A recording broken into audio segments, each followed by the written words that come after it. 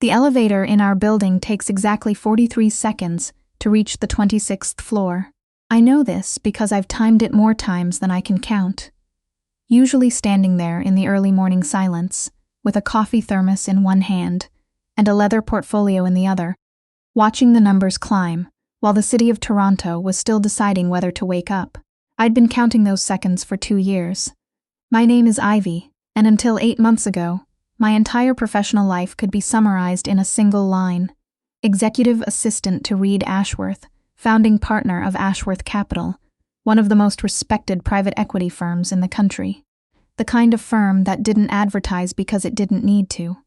The kind of man who didn't explain himself because he'd learned, somewhere along the way, that explanations were a form of vulnerability he couldn't afford. I'd figured that out by month 2. My desk sat at the threshold between the open office and Reed's corner suite.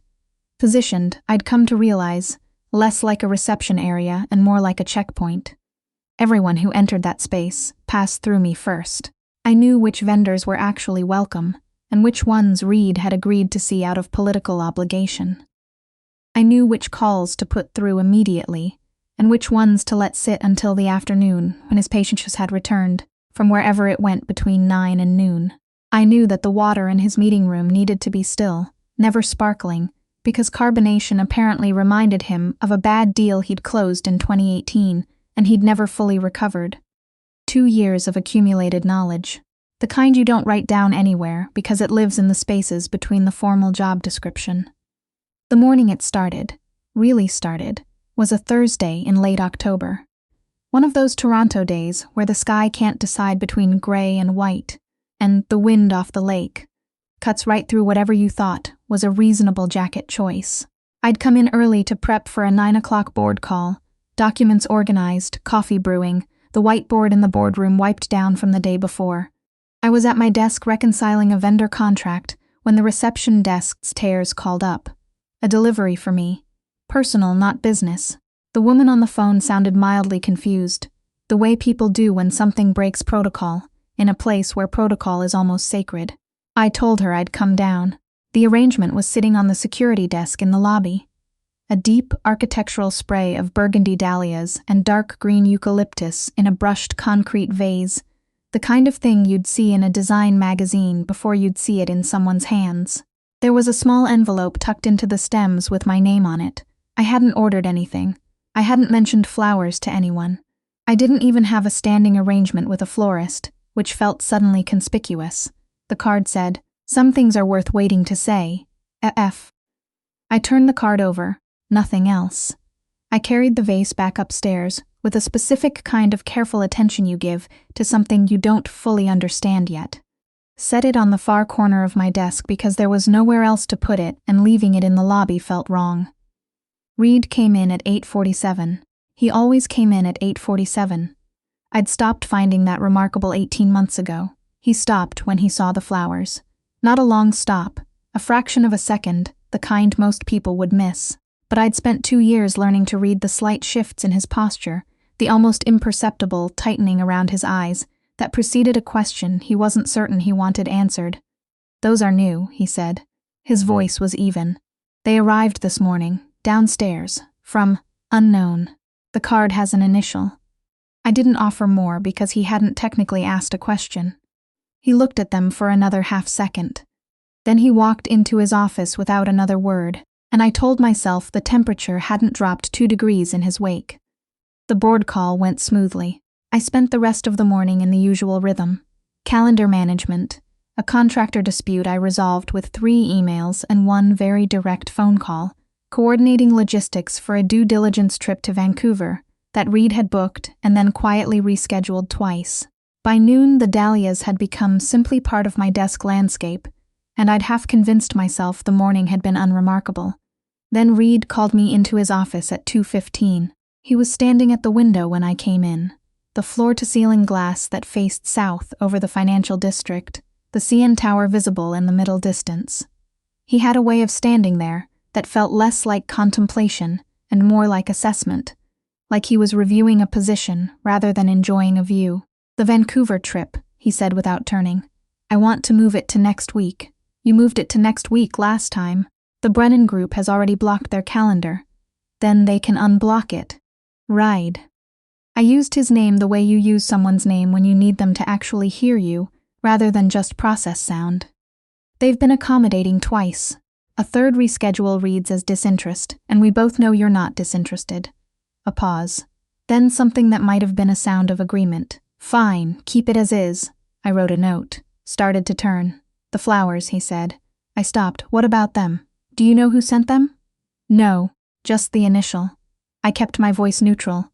Probably someone I went to school with or a friend being thoughtful. It's not a concern. It's an unnamed person sending things to my office. To me, at your office. There's a difference. He finally turned from the window then, and the expression on his face wasn't one I'd catalogued before. It wasn't the controlled neutrality he used in meetings, or the sharp focus he wore when he was dissecting a pitch deck. It was something more interior, something he hadn't quite finished putting away. Run it through security anyway, he said. Standard protocol for unverified deliveries. The dahlias aren't a security threat, Reed. Protocol exists because we don't make those assessments in advance. A beat, please. The please was unusual. I filed it somewhere. I went back to my desk. I did not, in fact, run the dahlias through security. My friend Simone from legal called me at lunch and asked the exact question I'd been circling all morning. She'd walked past my desk, seen them, and arrived at the cafe downstairs with the expression of someone carrying important information. Okay, those are not drugstore flowers, she said, dropping into the seat across from me. That arrangement is from Fleuriste Maison on King Street. I've priced them for my sister's engagement party. That vase alone is $60. I don't know who sent them. You have to have an idea. I said. That's all I have. Simone's eyes tracked sideways toward the ceiling the way they do when she's running through possibilities. Fletcher from the Meridian account? He's asked about you twice. I barely know Fletcher. Or maybe. Her eyes came back to mine, and I recognized the look she was working up to. It's from upstairs. That's not something that happens. I've seen how he watches you when you're presenting to the board. Like he's Simone. I'm just saying. A man who controls his environment as carefully as Reed Ashworth doesn't put someone at the threshold of his whole operation unless he trusts them completely, and trust isn't nothing. I paid for my sandwich and changed the subject. The afternoon moved normally on the surface, but there was a current underneath it. I felt it in the way Reed called me in 3 separate times, for things that could have been handled over email. Each time I stood across from him in that cool, spare office with its clean lines and single-framed photograph of Lake Superior at dawn that I'd never asked about, I had the distinct sense of being studied. Not assessed professionally, studied. At 5:45, Darren from building security materialized at my desk with the particular expression of someone following instructions he found slightly awkward. Mr. Ashworth asked that the floral arrangement be removed to your vehicle at the end of day. I can carry it down. I looked at him. He asked you to take my flowers to my car. He was specific about it, said they were taking up workspace. Darren had the decency to not look like he believed this. Tell Mr. Ashworth I'll manage my own workspace. Thank you, Darren. Darren retreated. 30 seconds later, Reed appeared at the door of his office, an occurrence so rare in the late afternoon that 2 junior analysts physically turned to look. He crossed the floor with his jacket still on, which meant he hadn't fully committed to staying, and stopped in front of my desk, in front of the flowers. I'd like them out of the common area, he said quietly. They're on my desk. My desk isn't the common area, Ivy. Something in his voice was different, controlled in a way that sounded like effort rather than habit. Reed. I stood, because staying seated felt like a concession I wasn't prepared to make. They're flowers. They arrived, they're decorative, and they're mine. If someone sent them as a professional courtesy, that's unremarkable. If someone sent them personally, that's also unremarkable. What's remarkable is that you've mentioned them 3 times today. The office had gotten very quiet. Not silent. Keyboards still clicked, the printer hummed. But the quality of attention in the room had shifted the way it shifts when something real is happening, in a place where real things are carefully managed. Reed looked at me. Something moved behind his gray eyes. Something I didn't have a name for yet, though I recognized its texture. He had that look he got when he'd been caught in a position he hadn't planned for. Take them home, he said, his voice dropping low. Someone sent them to my building. I don't know who. Neither do you. That warrants caution. This isn't about caution. His jaw tightened. No, it's not. For a second I thought he might say something else, something that had been living under the professional surface for longer than I realized. Instead, he stepped back. Darren will bring your car around. The arrangement can go with you. He turned and walked back into his office. The door didn't slam. Reed Ashworth didn't slam doors, but it closed with a kind of finality. The Dahlias rode home with me in the back of a cab. I didn't have a car, a detail Reed had apparently forgotten or simply assumed incorrectly, another small thing I tucked away, filling the back seat with a green, clean smell. My apartment was on Ossington, a one-bedroom above a Portuguese bakery that I'd been in for 3 years and had finally stopped treating like a temporary situation. The flowers looked entirely wrong on my kitchen table. Too deliberate, too expensive, like a statement made in a room that didn't quite speak the same language. I found the cardigan among the stems. Some things are worth waiting to say.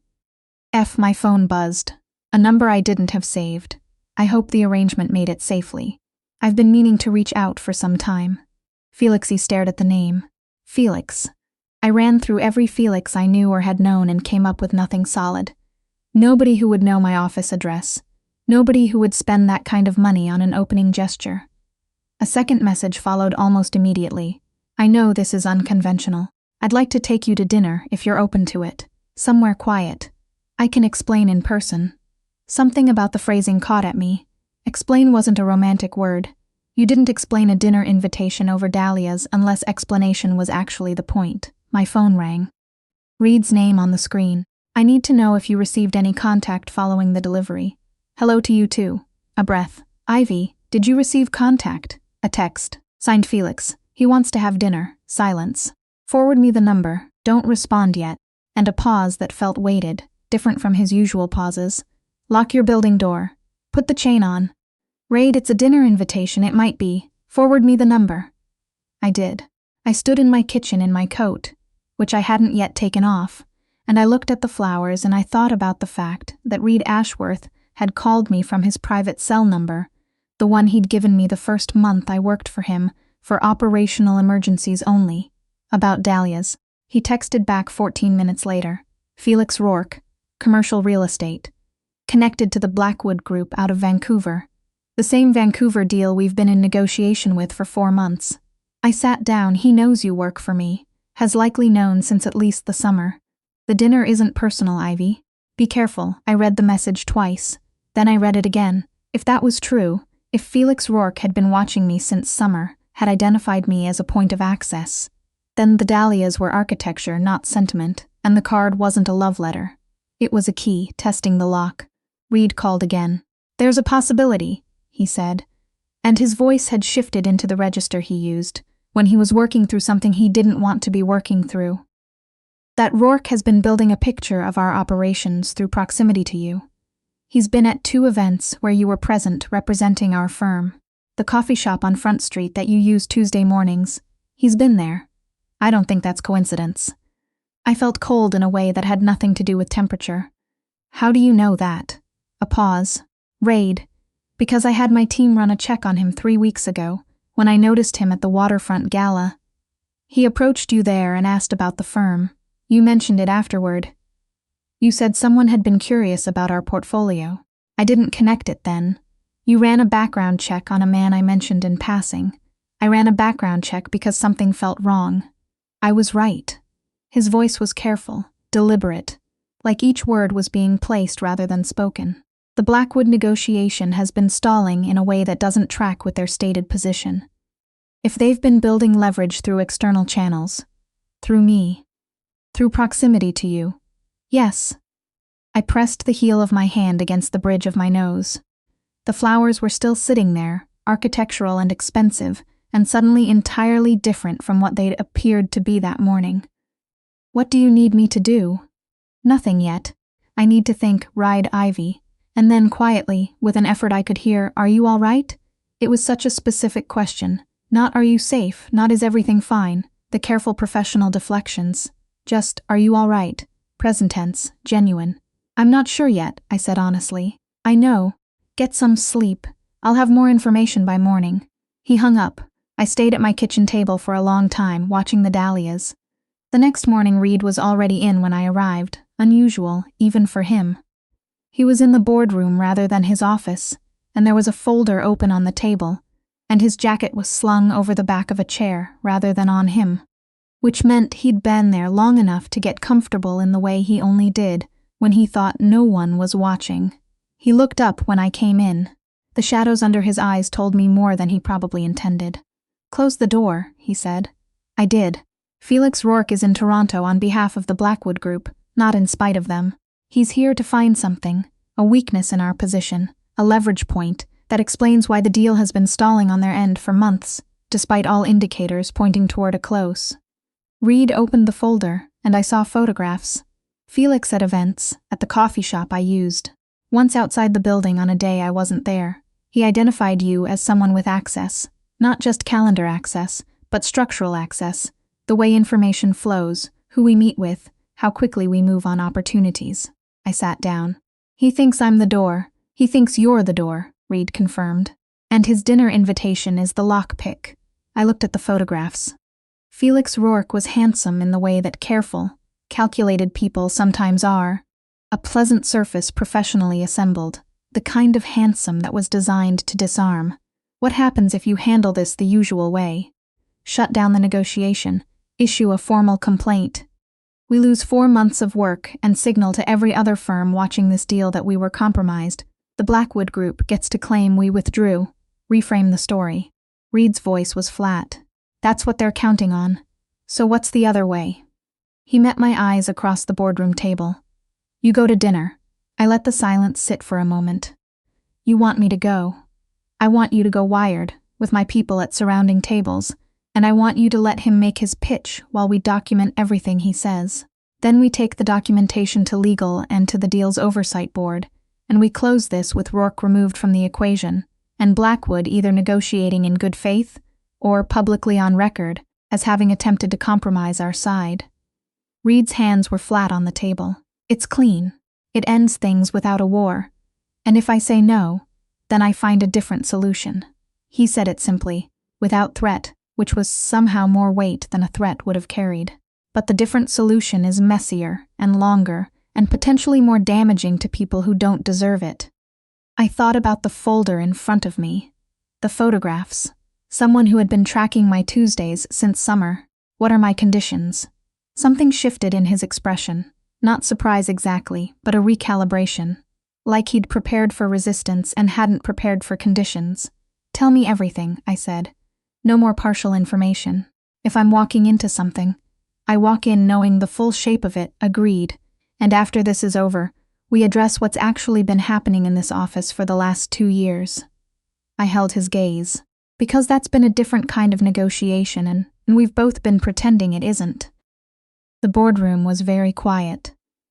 Outside the glass, the city moved through its morning indifferent to the fact that something had just changed in a room on the 26th floor. Reed looked at me for a long moment. Something moved through his expression that I'd never seen there before, exposed and careful all at once, the way someone looks when they've been seen clearly for the first time in a long time. Agreed, he said. Both conditions. The next 4 days were a different kind of work. Reed's head of security, a compact, watchful woman named Daria, who I'd previously associated only with building access protocols, walked me through the technical specifics. A wire small enough to be genuinely invisible, a word that would signal immediate extraction. How to position myself in a restaurant, to keep sightlines open, without looking like someone managing sightlines. Reed watched all of this with the stillness of a person containing something kinetic. On the 3rd evening, he found me in the boardroom reviewing meeting notes from the Blackwood negotiations' early stages, trying to understand what, exactly, Felix Rourke might be looking for. You could still step back, he said from the doorway. I know, I'd find another way. I know that too. I set down the file. But your other way takes longer, costs more, and you'd spend the whole time calculating risk for people who didn't ask you to. This is faster and cleaner, and I've already decided. He came into the room then, and something about the way he moved had changed over those 4 days. less of the controlled, purposeful stride, and more of something quieter. More uncertain, which on Reed looked almost unfamiliar. He sat down across from me, not in the chair he usually took, the head of the table, the power position, but just across like a person rather than a function. "Can I ask you something?" he said. "That's new." A brief almost smile. It lasted less than a second, but I saw it. "Do you understand why I reacted the way I did? To the flowers?" I considered the question honestly. "I think I understood it before you did." He was quiet for a moment. "I don't do this well, acknowledging things before I can manage them. I've noticed. I've been aware of you." He stopped. Seemed to recalibrate. "Since about month 4. When you corrected the CPP contribution figures in the Harrington proposal in front of the full board and didn't wait to see whether I'd be bothered by it. You were right. I was bothered, and then I wasn't, and I realized." He stopped again. "I realized I'd spent 6 months trying to maintain a particular kind of professional distance, and you just walked through it without noticing it was there." The city outside was doing its early evening thing. Light shifting from afternoon white to something warmer along the western windows. I thought about 43 seconds in an elevator. About 2 years of accumulated small knowledge. "The dahlias made it real," I said. In a way that was uncomfortable. The dahlias made it impossible to pretend I wasn't paying the kind of attention that isn't professional. He looked at me directly. "And then Rourke. The idea that someone had been using your presence to get close to this firm, to use you as an entry point. You wanted to remove the variable. I wanted to remove the threat." The distinction in his voice was careful and specific. "Those are different things. Removing a variable is cold. Removing a threat is," he paused, "personal, which I am apparently still learning to admit out loud." I reached across the table and set my hand briefly over his. Not romantic, or not only, just, "I hear you. I know." He looked down at my hand and then at me, and the expression on his face was something I thought I might spend a long time remembering. "Saturday," he said quietly. "Rourke is going to a fundraiser at the AGO that evening. He'll see you there, and I'll be present, and we'll let him understand that his approach is known, without giving him any indication that we intend to move against him. It creates pressure. It makes him accelerate the dinner invitation, and we want him accelerating. People moving quickly make mistakes. And you'll be there. I'll be there. A beat. Somewhere within a specific radius." I smiled, trying not to commit anything inadvisable. Something like that. The Art Gallery of Ontario, on a fundraising night, was all glass atrium light, and the particular quality of noise that happens when Bay Street money is trying to have a cultural moment. I arrived in a deep teal dress that was mine. I'd made a point of that, and found Darya already positioned near the coat check, unremarkable as furniture. Reed was across the room when I entered. He didn't come to me immediately, which was correct. But I felt the moment he registered my arrival, the way you feel a shift in barometric pressure. The air in the room rearranges itself slightly. Felix Rourke found me near a large, aggressive painting of the shield that I'd been genuinely studying when he appeared at my shoulder. Ivy. He was warm, practiced casual, a smile that had been assembled to feel spontaneous. "I didn't know you were an art person. There are things about me you don't know," I said, which was truer than he understood. He laughed, led me through the usual surface conversation. The painting, the event, his impressions of Toronto versus Vancouver, all of it was preamble, I knew. The real conversation was being positioned around us like furniture in a room being set up for a particular purpose. "I'm glad you came," he said eventually. "I was worried my approach might have been too forward." "It was unexpected," I said. "I appreciated the flowers, though." The dahlias felt right for someone who clearly has specific tastes. His eyes tracked briefly to the far side of the room, and I saw him register Reed. Something adjusted in his expression. "You came with your boss. I came alone. He also attends these events." I kept my voice pleasant and neutral. "This is a small community, Felix. Everyone overlaps." "Of course," he smiled. "I wonder sometimes if certain relationships overlap more specifically than they appear to on the surface. Most professional relationships are more complicated than they appear. That's not unique to anyone in this room." He studied me for a moment with the particular attention of someone recalibrating their estimate. "You're quite perceptive. I've been told." "I'll be direct," he said. "I've been in negotiations with Ashworth Capital for 4 months, and they've stalled in ways that feel deliberate. I have clients who need this deal to move, and I have a sense that there are considerations, internal ones, that aren't reflected in the formal positions we've exchanged. That sounds like a conversation for the negotiating table, not an art gallery. The negotiating table has limitations. I thought perhaps a more personal conversation might. Felix. I turned to face him fully. I think you should be careful about what you're about to suggest. Something moved through his expression. He was good, but he was also being pushed faster than he'd planned, and fast movement produces errors. Dinner, he said. That's all. Just dinner. Of course, I said. Text me. And then Reed was beside me, a glass of sparkling water in his hand, arriving with the effortless timing of someone who'd been tracking the conversation from across the room with the full intensity of a person pretending to look at art. Rourke, he said, cordial, immovable. Ashworth. Felix's smile held but thinned. Good event, always. Reed's hand found the small of my back, the lightest paw contact, the kind that in any other context would be unremarkable. In this one, it was a complete sentence. Ivy, I believe Teresa was looking for you near the Lauren Harris pieces. I'll find her. I nodded to Felix. Good evening. As I walked away, I heard Reed behind me, his voice dropping into the register he used when he wanted a conversation to be over. And I heard Felix recalibrating in real time. In the car afterward, we'd left separately but ended up in the same cab, which was either planned or wasn't. And I'd stopped needing to sort that distinction. Reed sat next to me in a specific silence. He's going to move quickly now, he said. I know. He saw us, and it changed his timeline. You handled that well. You showed up with sparkling water and body language.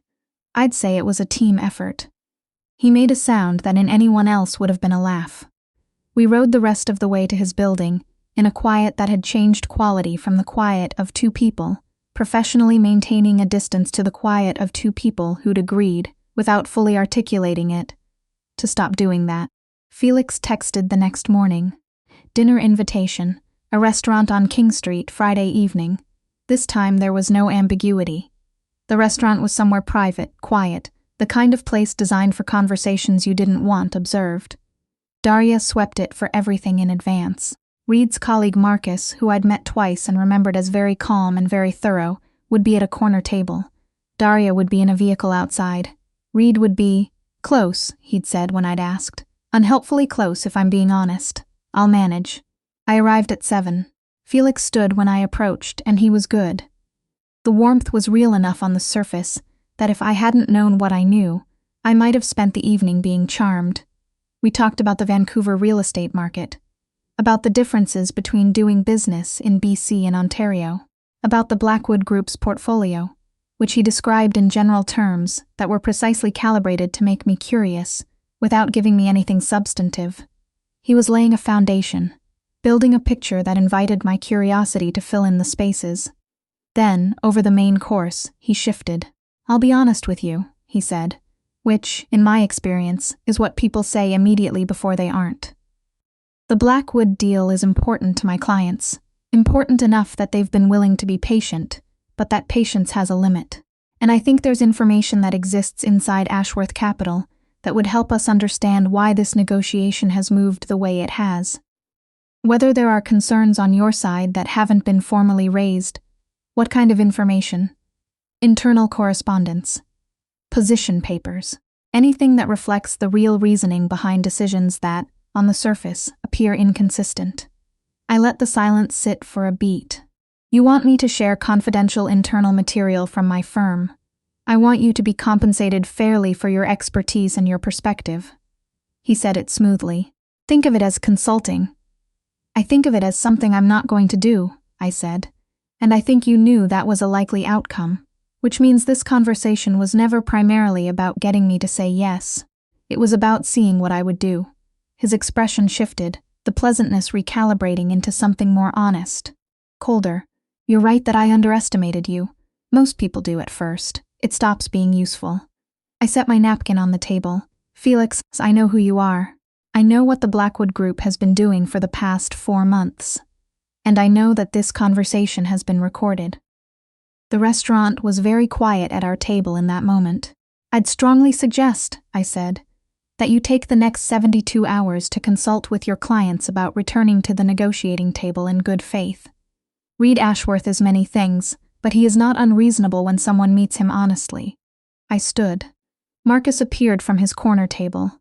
2 other figures I recognized from our building's security team were visible near the entrance. Felix Rourke looked like a man rapidly reconstructing a calculation that had come out wrong. "You played me," he said. "You walked yourself through a door you built," I said. "I just didn't get out of the way." Outside, the October air was sharp and real, and I exhaled something I'd been holding for 6 days. Daria materialized from the vehicle and nodded once. All clear, everything captured. My phone buzzed in my coat pocket. "You okay, Reed?" "Yes, you were extraordinary." I looked at the 2 words for a moment before they were followed by, "I'm 2 blocks away." I couldn't. I stayed in the car, but I couldn't be further than 2 blocks. I started walking in the direction of the nearest intersection. "You can come closer now," I typed. "In fact, I'd recommend it." He was there in 4 minutes. He didn't say anything when he reached me. Just stopped on the sidewalk with his hands in his coat pockets and his expression open, in a way I'd never seen it in 2 years of watching him be carefully, strategically guarded. The streetlights made his face look like a Hopper painting, all the shadows in the right places. "Hi," I said. "Hi." His voice was rough in the way voices get when someone has been managing something difficult for a long time. "It's over. Almost over. Close enough." He reached out and straightened my coat collar, a small, unnecessary adjustment, the kind you make when you need to do something with your hands. His fingers brushed my jaw in the process. Neither of us pretended it was an accident. The Blackwood Group's legal team reached out within 48 hours. The documentation Daria's team had captured was thorough enough that their position was indefensible, and they knew it. Rourke was formally removed from the negotiation. The deal closed 6 weeks later, on terms that reflected 4 months of genuine discussion, rather than 4 months of stalling, while someone else built a leverage file. Reed told me about the closed deal on a Sunday morning in his kitchen, which was where I'd started spending a portion of my Sundays, without either of us formally scheduling it. He made coffee poorly, and I'd stopped pointing this out, because correcting him about coffee at 7 in the morning had started feeling like something you only did with someone you'd committed to long-term, and I was working up to saying that out loud. "The Brennan Group called Friday," he said, passing me a mug. "They want to discuss a partnership on the next round. What did you say?" "That I'd have my people reach out Monday." He leaned against the counter. "Meaning you, probably." "I'm building my own client base." He smiled. It was the kind of smile he'd had on his face more frequently in the past 6 weeks. Easier, less managed, the kind that didn't calculate its own impact. "You are, I know. I'm not." He stopped. Tried again. "I'm not asking you to stay in the same position, Ivy. I'm saying the Brennan conversation would be better with you in it. Those are different things." "Very different," I agreed. He came around the counter and stopped in front of me. Outside his windows, the city was doing its Sunday morning thing. Slower, lighter, the CN Tower catching early sun. "I'm not good at this," he said. "Saying things directly when the things have weight. You've gotten better. You've made me better." He said it simply. "That's not nothing, that's the whole thing, for me." I thought about the 43 seconds in an elevator, about a morning in October, when a concrete vase of burgundy dahlias arrived, and something shifted in a room on the 26th floor. About a man who ran background checks on strangers from charity galas, not because protocol required it, but because he'd been paying the kind of attention that goes beyond protocol and couldn't admit it yet. About the fact that I'd known, for longer than I'd acknowledged, that I was also paying that kind of attention. "I know," I said. He kissed me then. Not desperate, not managed, just present. The way you kiss someone when the period of pretending you don't want to has finally and irrevocably ended. Later, when we were standing at those windows with coffee and the city laid out in front of us like a proposal, he said, "I want to do this properly." The coffee could genuinely use improvement. Not the coffee. He paused, though yes, also the coffee. I mean, he looked at me with that specific seriousness that he wore when something mattered too much for deflection. "I want to do this properly, all of it." "With intention." "That sounds like a plan requiring conditions," I said. "You do love a condition." "My first condition is that you learn to make coffee." Accepted, he said immediately. What else? I turned to face him fully. Outside Toronto was being perfectly itself, practical and enormous and indifferent, and somehow entirely the right backdrop for whatever this was becoming. No more managing me from a distance when things get difficult, I said. I stay informed, I stay present. We decide together, agreed, and we don't hide it. The way things are between us. I'm not interested in a partial acknowledgement. Something shifted in his expression. The last of the careful professional surface, the one he'd worn for 2 years and several lifetimes before that. It didn't disappear exactly, but it settled. The way architecture settles when the weight it was built to carry is finally distributed correctly. Agreed, he said. Entirely. The Sunday stretched out in front of us unhurried, and somewhere in it was every Sunday after. The accumulated ordinary weight of a life being built from something real. Not in spite of everything that had complicated it, but because of everything that had clarified it. I drank the bad coffee and didn't say anything about it. It was the easiest decision I'd made in 2 years.